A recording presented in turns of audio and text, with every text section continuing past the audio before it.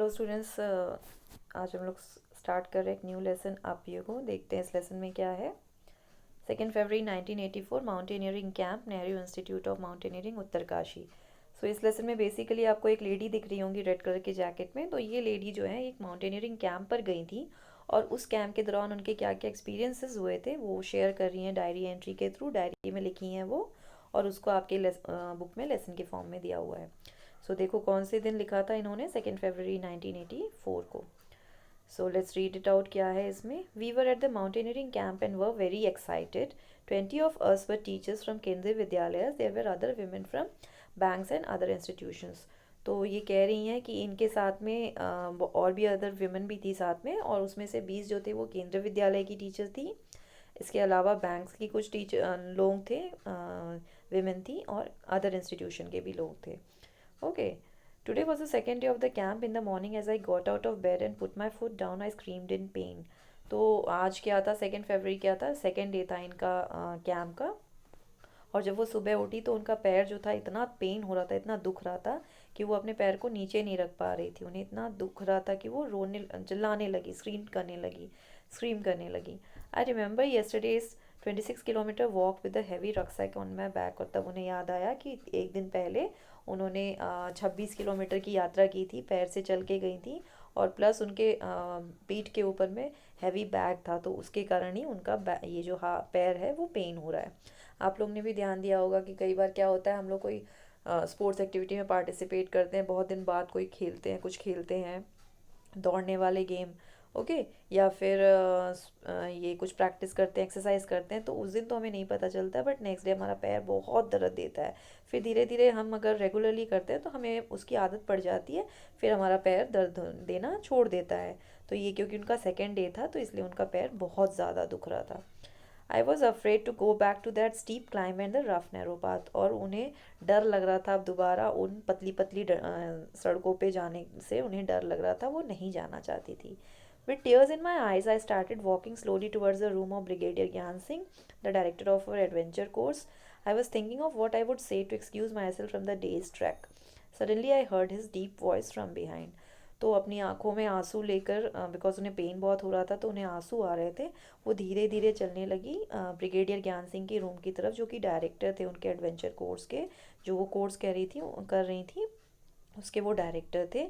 और वो सोच ही रही थी कि वो क्या बोलेंगी उनको, सर को, कि मैं आज नहीं जाना चाहती हूँ बिकॉज मेरा पैर इतना दुख रहा है। तो वो सोच ही रही थी ये सारी चीज़ें कि सडनली उन्हें अचानक से आवाज़ आई पीछे से, उन्हीं की आवाज़ आई, madam what are you doing here at breakfast time, hurry up otherwise you will have to track on an empty stomach.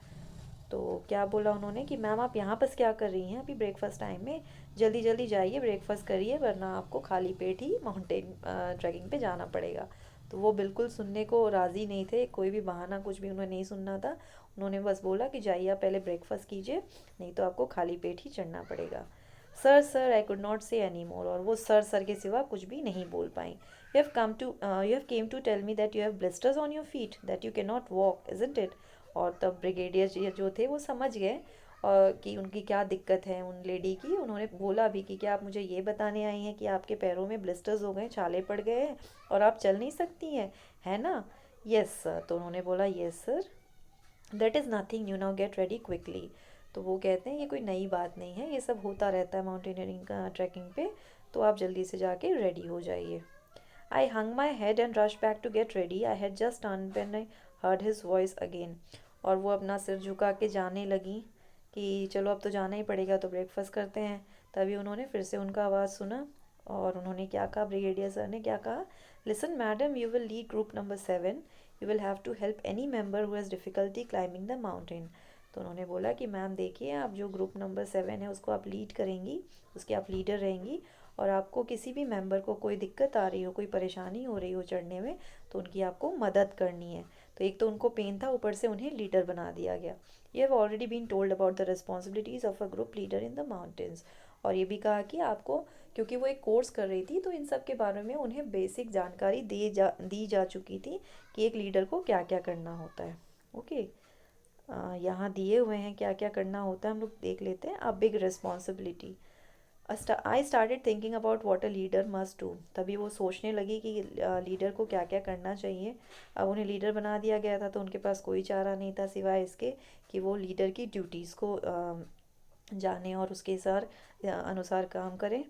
Help others in carrying there bags. तो लीडर की क्या क्या ये होती हैं, जिम्मेदारियाँ होती हैं, रिस्पॉन्सिबिलिटीज़ होती हैं दूसरों को उनके बैग कैरी करने में। अगर किसी का बैग भारी है और वो अपना बैग नहीं ले जा पा रही हैं, किन्हीं कारणों से भारी है या उन्हें चलने में कोई दिक्कत हो रही है, तो उनका हेल्प कौन करता है? लीडर करता है। Let the group go ahead and keep to the last. अब लीडर जो है, ऐसा नहीं होगा कि वो सबसे आगे चल रहा है और बाकी उनको फॉलो कर रहे हैं, तो सिर्फ उन्हें आगे का रास्ता दिख रहा है, पीछे उनका जो ग्रुप है वो कहाँ जा रहा है, कोई ठीक से चल पा रहे हैं कि नहीं चल पा रहे हैं, किसी को कोई परेशानी तो नहीं है, ये उन्हें नज़र ही नहीं आ रहा है। क्योंकि हम आगे चलते हैं तो हम बार बार पीछे मुड़ के तो नहीं देख सकते, आगे ही देखते हैं। तो लीडर जो है माउंटेनियरिंग ट्रैक पे पीछे रहता है। पीछे क्यों रहता है? ताकि वो देख सके, वो नज़र रख सके अपने ग्रुप मेंबर्स पे कि सब लोग सही तरीके से चल पा रहे हैं, किसी को कोई परेशानी नहीं है। Help those who can not climb properly. और अगर किसी को दिक्कत है, परेशानी है, तो उनको हेल्प करने में, ताकि वो अच्छे से चढ़ सके। Find a good place to stop and rest. अब चढ़ रहे हैं, इतना लंबा चौड़ा रास्ता है तो उन्हें कहीं थकान भी महसूस होती है। तो ऐसे थकान के केस में रेस्ट कहाँ करना है, ऐसी जगह, समतल जगह ढूंढ के जहाँ वो प्रॉपरली रेस्ट कर सके, वो जगह ढूंढने का भी काम किसका होता है? लीडर का होता है। Look after those who are not well. जिनकी तबीयत ठीक नहीं है उनका भी देखभाल करने का काम किसका रहता है? लीडर का रहता है। Arrange for food for the group. और ग्रुप के लिए खाना अरेंज करना, उसका भी ड्यूटी किसका रहता है? लीडर का रहता है। The most important things is to be ready to be punished even when someone else may have made a mistake. और सबसे बड़ी जिम्मेदारी लीडर की क्या होती है कि अगर किसी और ने भी गलती किया है, किसी और मेंबर ने गलती किया है ग्रुप का, और आप उस ग्रुप के लीडर हैं, तो वो पूरी जिम्मेदारी गलती की किसकी होती है? आपकी, यानी कि लीडर की। आप ऐसे ब्लेम नहीं कर सकते कि ये उसकी गलती थी, उसकी गलती थी, नहीं। आप एक लीडर हैं उस ग्रुप के, तो वो पूरी जो भी गलती की जितनी भी जिम्मेदारी होगी, जो भी जिम्मेदारी होगी, वो आप पर आएगी। आपके होते हुए वो गलती हुई तो वो पूरी जिम्मेदारी आपकी होगी उस गलती की। I realise that there was a special kind of discipline here. तो उन्हें ये लगा कि ये तो बहुत डिसिप्लिन वाला मामला हो गया, अनुशासन वाला मामला हो गया। I wonder whether the camp will still be fun. और उन्हें पहले लग रहा था कि मैं कैंप पे जाऊंगी तो मुझे बड़ा मज़ा आएगा, एंजॉय करूंगी। बट अब वो उस बात पे भी उन्हें अब शक होने लगा कि क्या सच में मैं इतना मज़ा कर पाऊंगी। देखते हैं वो कर पाती हैं कि नहीं कर पाती हैं। आज के लिए इतना ही। Bye bye.